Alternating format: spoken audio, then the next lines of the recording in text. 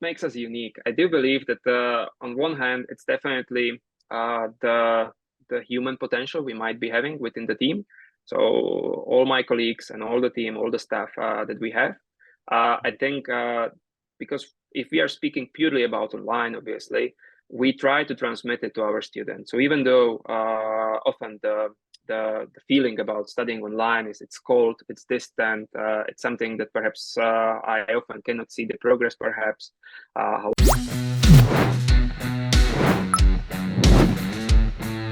Hi everyone, and welcome back to the SportIn Global podcast. And today I'm here with Lukas Dorda. And Lukas, first of all, how are you? Thanks for taking the time. Hello, Ola. Hello, everyone. Yeah, I'm fine. I'm fine. You just caught me in the middle of starting a completely new track with our new masters and postgraduates. So this is usually a kind of crazy week, but I'm fine. I cannot complain. I prefer it this way because it would be sad if we wouldn't have anyone starting the new courses right now. So Right. I mean, like, you got to look at the bright side, and I guess it's a great way for you to kind of calm down a little bit with just doing a podcast recording, being on a podcast. And we're going to share a little bit about your background, your journey in the sport industry, a little bit about obviously the work at Johan Cruyff Institute, a lot of tips, insights you have as well for people looking for programs, what they're seeking, what tips you might have. Why don't we start, very simple, very easy, like talk a little about, your journey in the sport industry. How did it all begin for you? All right, do you want the short version or the long version? Because obviously there are always different versions. In my case, I'm always happy to say, basically in a nutshell, that sports obviously has been my passion all my life, to be honest. I've been playing different sports, trying to make it as a football player. Obviously, it didn't work out for different reasons. I wasn't, to be honest, that good when it actually mattered. Yep. And also my knee, I had 5 surgeries on my right knee. So obviously that was basically the end of my career even before it actually started. So I always knew that sport is something I wanted to be close to. When I finished my football career, there were possibilities of being a referee, which was like a no-go because I was never the type of player that was good to the referees. Or coaching, which was also not something I was interested in. I tried it as a journalist, so I was doing some sort of resumes of different sports, especially winter sports, which was interesting. Obviously, ice hockey as well and stuff like that.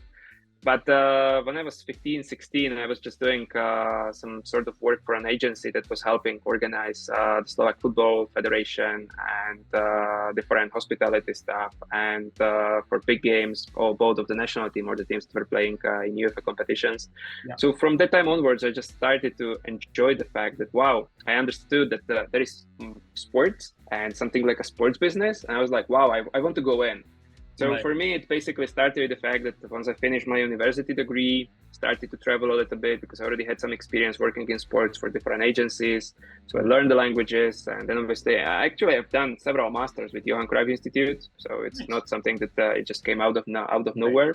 Right. And in the last 15 years, I've been working purely in sports industry, mainly sports marketing, sports sponsorship, fan engagement.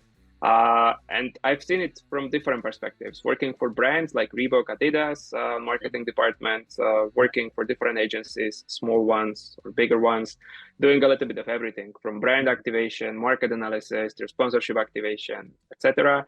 And then doing a lot of consultancy for, you name it, different stakeholders, be it leagues, be it clubs, be it federations, mainly focus on marketing and fan engagement. Sure. So yeah, that's basically how I got into the industry. I got partially lucky because obviously I was growing up in a country where sports management at the time was not super big thing. But like I said, from very early age, I was already understanding that this is something that I could try to make my career in. Yep. So yeah, I worked it up.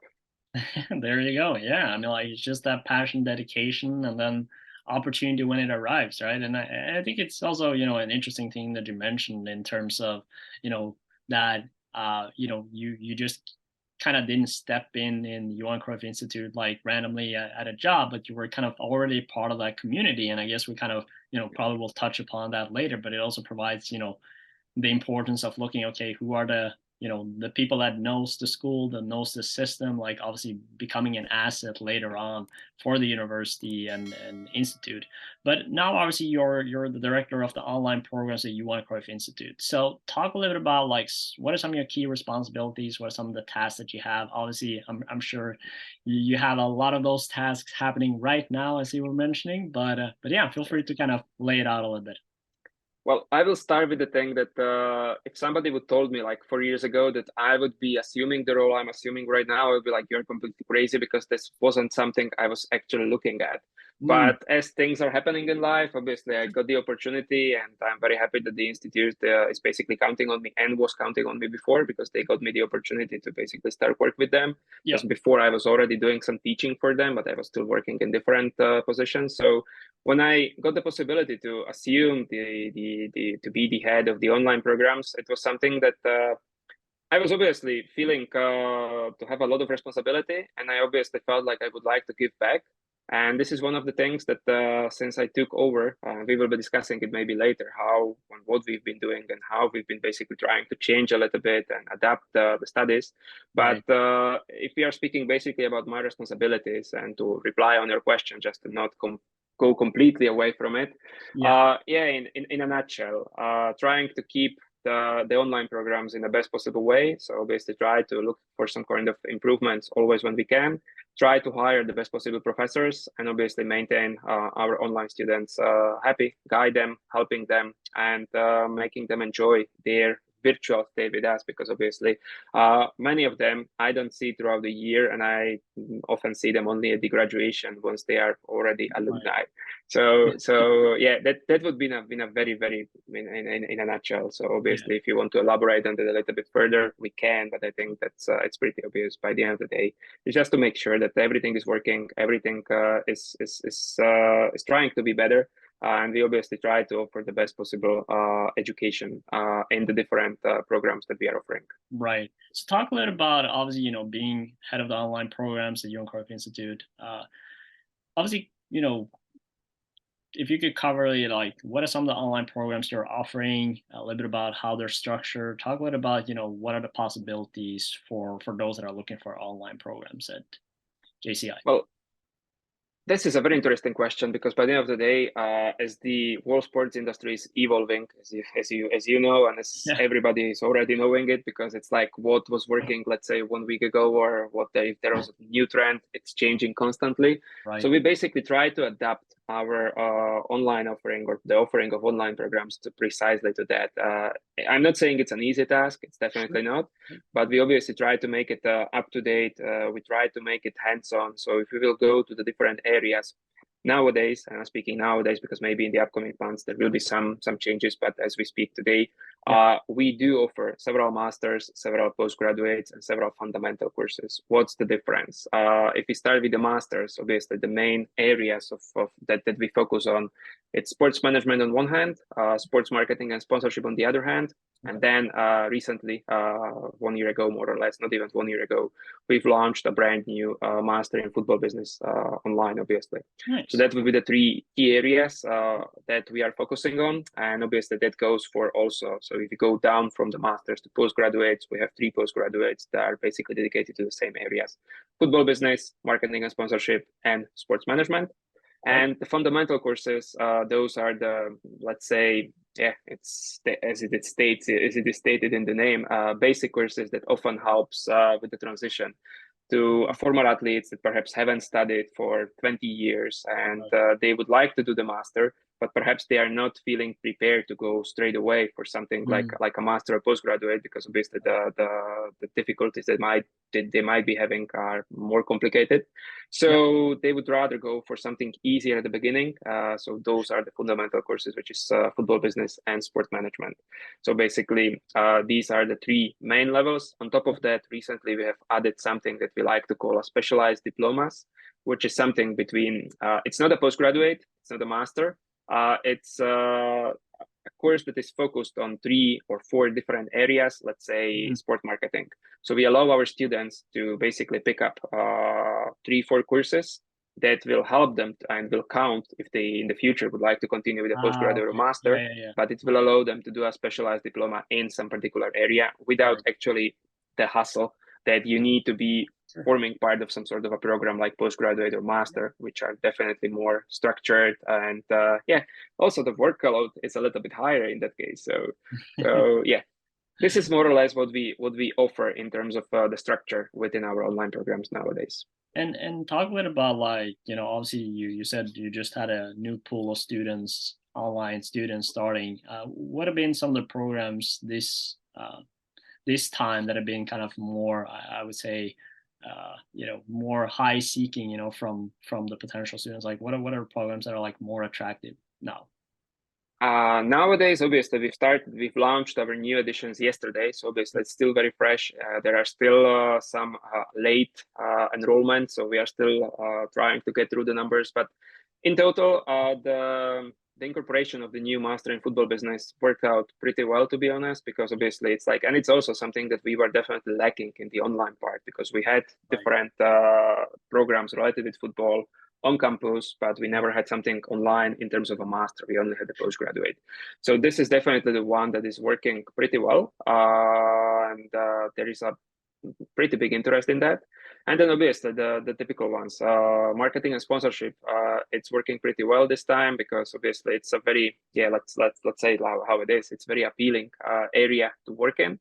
There are many students, but the good thing is that it's not only about students that are coming to us with the fact that they would like to work within this area.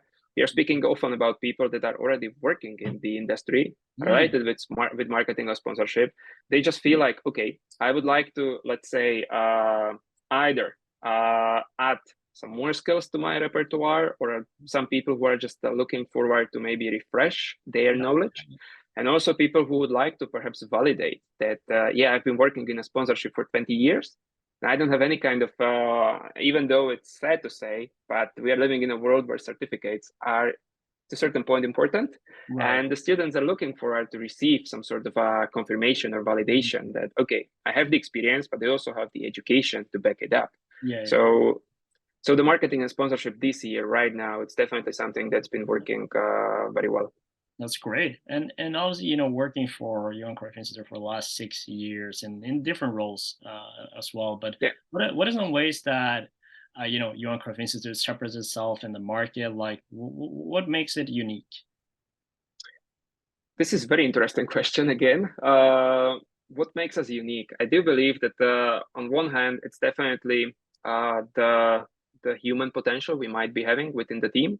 So all my colleagues and all the team, all the staff that we have, I think because if we are speaking purely about online, obviously, we try to transmit it to our students. So even though often the feeling about studying online is it's cold, it's distant, it's something that perhaps I often cannot see the progress perhaps.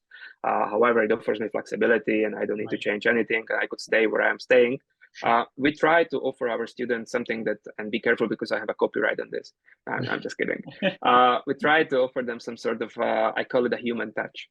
So even though you might be at the other continent, you might be far away from us, and we might not see each other, not even at the graduation, because perhaps you won't be able to making it at the end of your studies, we still want to give you the feeling that we are here for you. We want to help you, we want to accompany you, we want to guide you.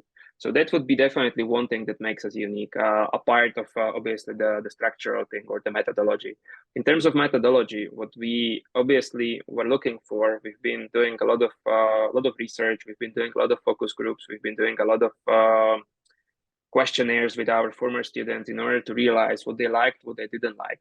Also from my position that I've been a student, even though it seems like a long time ago, but a decade ago, of online courses. Then I was teaching only online. So since I took over the online part, we always were looking how to adapt the studies to the students and not the other way around. So make student be the protagonist, the person that is actually in the middle of everything. Right. Again, I know that this might sound like a cliche, but we definitely want to put the students in this position so they could actually feel like, okay, we are here. We, I meaning the staff, the professors, the teaching pool, etc. So because of that, since like 4 years ago, we started with something that the students might personalize or tailor-made their studies, so they could, if they're doing master, basically the master is 60 credits. In order to obtain the 60 credits, you need to do different courses. We split them in different categories or different groups. So they're obviously mandatory, and then there are some electives. Right. So for our online course, for our online masters, the students have the possibility to basically take almost half of their studies in a master and choose and tailor-made their itinerary based on the electives that they prefer. Right. So out of those 60 credits, 27 are electives, which is something that it's interesting because when I was doing a master, I didn't have the possibility. It was basically a closed one. It was like you do this, then you do that, then you do that. Right.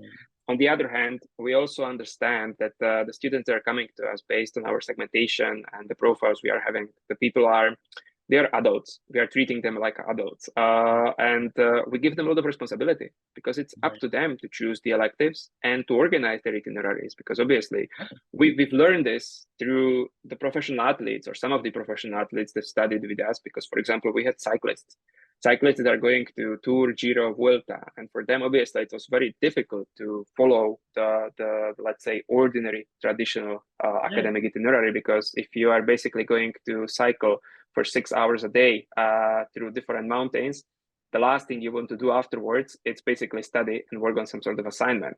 So then we started to give the students the freedom. Okay, if you know that, let's say in May, for 3 weeks, you have some event, you have something, doesn't matter if you're an athlete or not an athlete, you could basically organize your itinerary and you don't need to put any courses in May if you don't want to, because you could put them in other slots. Right. So this is something that it's obviously related with the flexibility, which is often one of the unique selling points of many online courses. Right. But we definitely want to go a little bit 1 or 2 steps further with the word of flexibility and actually give it to our students. So this is something that we've been trying to apply. Yeah, I mean, like, I think it's always interesting, right? And I think, one of the key things, whether that's, in business or in education, right, you have to be adaptable, right, to how the industry is moving forward. And you're talking about, like, obviously the flexibility, like the electives and all this. And I wanted to, if you could just lightly just touch upon, like, what are some of, the new electives, courses, part of the masters or programs that I kind of like just come up recently that is just, okay, yeah, we got to follow the trends. We got to kind of, educate on the things that are really booming these days. Yeah. We've been trying, like I said, we are trying to follow the trends. We are trying to do something in order to bring closer the industry to the students. So, for example, because of this, in the last 2-3 years, we've created new courses like fun engagement, esports, sustainability in sports that are forming part of some of the programs. Then for the football business master, we've created courses that are related with commercial management, branding in football, revenue generation and digital transformation. So those are the different aspects that we do believe that are growing massively. And we do believe that we could help our students to understand what's going on, because obviously it's like for many students, the topic of esports, it's completely new, especially like I said, if you're speaking about our segments of students who are maybe in their late 30s, early 40s. Maybe they've played some games at consoles when they were younger, but obviously the esports is obviously much more than that. So we just try to help them to understand that there are much more possibilities, and it's also one of the aspects of the studies online in general, that we try to help our students to not only help them to get the competitive edge on the market, but also help them perhaps to understand and know where they could contribute based on their skill set, based on what they know, of their knowledge, of their previous background. Because if they are, let's say, going for a master, the master helps them not only to realize, okay, I'm good at this, but they could also realize, oh, maybe this is an area that I'm not interested anymore, because I felt like this could be interesting, but if I need to work in that, perhaps I'm not interested anymore. So it's like subtracting some things that perhaps they are not interested in at all. So this is also a good thing. It's a good point in terms of just, finding out, what is working, what is not working, what you like, what you don't like. It's equally important as okay, I want to work in sports, right? But then you kind of, there's so many possibilities. But since we're kind of like in the I'm gonna say ending up in a stage here with like before you kind of joining this program, I think it kind of makes sense to talk a little about, especially today as well. You were talking about like what makes Johan Cruyff Institute unique, right? And as you were saying, there's a lot of online programs. There's a lot of options to choose from when it comes to sports education, and just from like a general level, I guess in a sense, like what key points should potential students look at then when evaluating programs? Things that they're looking for. Like, what are some tips that you have that you would bring out to them? Obviously, it depends. It's very individually based. In my opinion, if somebody is, I'm speaking again purely about the online programs because I'm not an expert in on-campus programs, but if somebody decides to study online, he or she has to accept that it's completely different sort of animal than, let's say, traditional studies. Right. If somebody wants to have that some sort of feeling that, oh, I need to have a contact with somebody every single day, like if I'm going to a class at the university, then the online is definitely not for that person. I'm being maybe too direct or too honest, but this is definitely something that when I'm evaluating what I want to do, I always recommend, and it's very good to see that many of our students are doing the research. When I'm having the admission interviews with our master students, I'm always asking, why us? And for them, they're basically doing some sort of benchmarking. They were going through different possibilities on the market. Then obviously they check the rankings. We've been going steadily up in the last few years, which is good. We still have some small space to grow, so hopefully we will. But for many students, the main point is obviously how they've been treated, for example. So the whole enrollment process, the whole application process, that's also very, very important. So we always try to reply as soon as possible. We always try to make them feel welcome. So for me, first and foremost, what they want to do and why they want to study. If it is just because they are thinking like, oh, I would like to work in sports, that's good. Like you said before, that's a very, very, very big area to think about. So then they need to decide, is it sports? Which one? Is it football? Wow, if it is football, okay, there is a master for football business. Then you need to check different ones. Do you want to study online or on campus? If you know that you cannot afford to study on campus because you don't, time-wise, you cannot afford it, then start to check different online programs that are dedicated to that particular area where you want to study, and compare them, and maybe contact the different entities, and then let's see who treats you better, or which one do you like more. So that would be something I was doing it, and I'm speaking about 2011 when there wasn't that much offer. As you can see, I'm almost ancient. When I'm thinking about it, I've done my master when I was like 24 or something, or 25. Right. And that's a long time ago.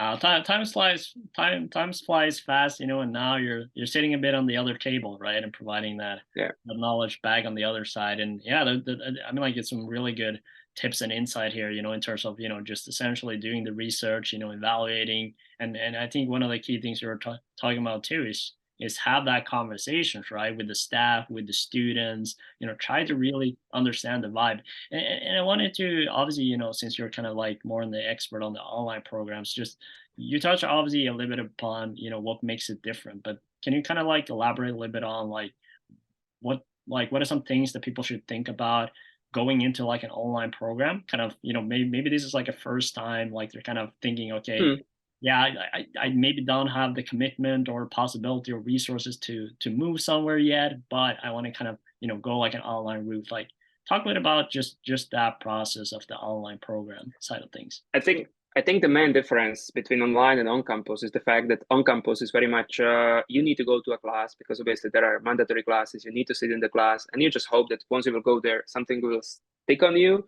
And you have the touchy feeling, isn't it, that you just you are in touch with your classmates, with your professors on a daily basis, or if it is some sort of a blended master or blended studies, on at least a weekly basis. In online, obviously, it's completely opposite. So if the students on campus are, let's say, more reactive, and online they need to be more proactive in which way? Especially in communication. Because I'm speaking in general about online learning, it's very difficult to go and track every single of the online students on a daily basis and like, oh yeah, do you need something? Can we help you with something? That's almost impossible. So what we always encourage our students to ask. There are no stupid questions, there are no silly questions, because sometimes it could be like, oh, I don't know how to upload a document on the virtual platform. So yeah, obviously for someone like me, I've done it I don't know how many millions times. So it could be like, oh yeah, it's just like this. But then we never try to just tell it to the students like this. We always try to encourage them. No worries, feel free to ask. So obviously, they need to be proactive in communicating. And also the students need to realize that if ever something happens, and we are always here to help, because with something happens, I'm especially referring, like, let's say the pandemic, that was definitely an eye opener in many different ways. Because suddenly students that were brilliant, I mean, like for 6 months, they've been doing an amazing job as a students in different courses, having amazing grades. Suddenly they disappeared because they lost jobs, because they had completely different problems throughout the pandemic. So obviously we've tried to reach out, we've tried to see how we can help, because obviously for some of them it was difficult to, let's say, pay the rest of the studies. So we were always there to try to find a solution that would be good for everyone, not just for us as the entity, but also especially for the student. So what I'm referring to is the communication is definitely the key.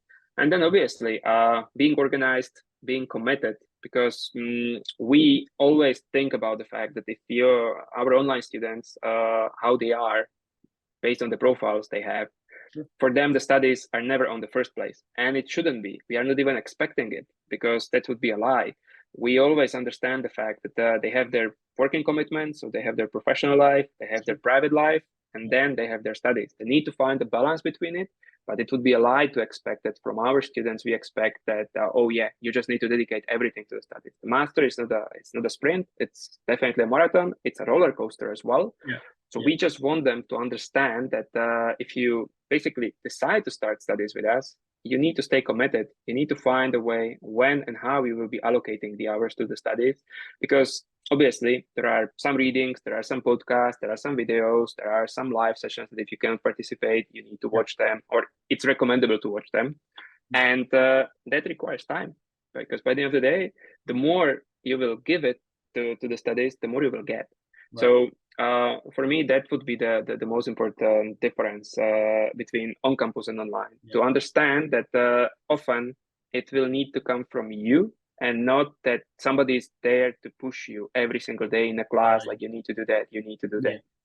I think that makes a lot of sense, though. But I think also based on what you were saying in terms of like, okay, maybe like the online master or program, like it's not your number one priority, right? And in that sense, having that flexibility in the day, whether that's like the electives, like when you're doing your stuff, as you talked about with different athletes, right? Like that part is like even more critical, because it's not like your number one thing that you're focusing on, right? So you need that flexibility. If not, it's going to be difficult, right? Which I'm sure you're going to figure out. But it makes it makes a lot of sense. So last year, we're about to run out of time. I just wanted to ask you, we talked a lot about tips, insights from like being a student, online programs, all this stuff. But you also done a lot of work in the sport industry. So what tips do you have for students looking to get a career in sports, like working in the industry? Obviously you can tie it into the programs as well, but what are some tips you have for people looking to get their foot in the door? The most important thing obviously would be contacts, so networking. One of the things that I didn't mention before, and it's something that we put a lot of emphasis as well, even in the online programs, it's obviously to try to help our students to build their network of contacts. The more contacts you have, and with contacts I'm not referring how many people you are following or are following you on LinkedIn. It's definitely a useful tool. It's helpful tool to realize who is where. But by the end of the day, by networking, I'm referring to actually knowing the people, meeting with them, having the possibility to maybe have a quick chat with somebody on some kind of sport congresses or whatever, because that's definitely one thing that could help you for the future. And then obviously understanding what you are good at. Because if it is like we spoke before, sport business, wow, that's a very, very huge range of possibilities. So if you know that you're not good at sales, don't even try to apply for job in sales, because most probably you will fail. If you will not fail, you will not enjoy that. I'm speaking, this is from my own experience. I'm not good at sales. I'm not a salesman. I was working in some positions where sales were a big part of the job. I didn't fail completely, but I didn't enjoy it at all. So that's also a big part of understanding. And obviously that goes for any kind of industry, not only sports, but in sports specifically. If you know that you are creatively based, okay, obviously maybe marketing would be for you. But if you are good with analytical things, maybe whatever it is related with market analysis, whatever it is related with strategy, whatever it is related with analyzing the market, that's perfect. But I would always recommend to know or try to understand what you are good at. And based on that, obviously, try to go towards that particular way. Because I've seen it many times with some of our students who perhaps are at some sort of a crossroads, like they don't know where to go. Because, and I'm speaking about young people, like in their early 20s. I'm speaking about people that perhaps were professional athletes. They finished and they're like maybe coaching, maybe management. I still don't know. So I'm doing a master related with coaching. I'm doing a master related with management. So obviously, it's good to keep your options open. But on the other hand, once you decide like, oh yeah, this is the thing I would like to do, then go all in and try to find your way. And so meet the people that are maybe decision makers. Do a list of companies where you would like to work. Try to find the people that are the decision makers in the departments or HR departments in those companies, and try to connect with them. Right. Seems simple. I know it seems simple, but sounds simple, but a lot of work, obviously, to get work. But that's where the passion comes in, the love for the sport and the industry comes into place. Well, Lukas, with that, of course, if I may add one thing, and it's just very quickly, and also if somebody wants to work in sports, he or she needs to realize that when the sports are being consumed, it's evenings and weekends. So if somebody would like to have a job like Monday till Friday and from 9 till 6, that's no sports. Forget about it. It's something that you will never actually, or you will in a difficult way, you will achieve something like that. So I am done. No worries.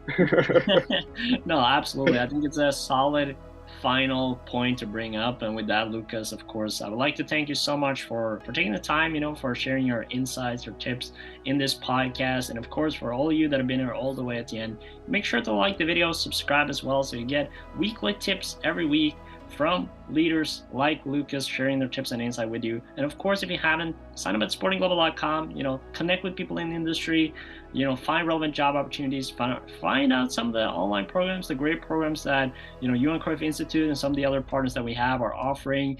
And of course, if you, maybe want to, start a little bit, get your boost into the academic side of things, maybe get like some insights from some organizations, make sure to check out our amazing courses at Academy, Sporting Global Academy on academy.sportingglobal.com. So check that out.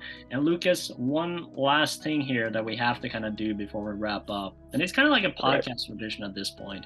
And I have to teach you a little bit Norwegian. Come on, let's try. So with every video we do, we always finish with "Vi snakkes," which means see you later in Norwegian. So that's what you have to say. Right. We snakkes. There you go. All right, thank you. Yeah, easy. I'm definitely gonna say to my favorite Norwegian biathletes when I will meet them. Good. Yeah, he or she, they're gonna be super impressed, and those things means a lot for us Norwegians. So very happy to hear that. Thank you very much for having me, Ola. It's been a pleasure. Absolutely. Thank you so much, Lukas. Thank you so much. All the best. Bye bye. Ciao.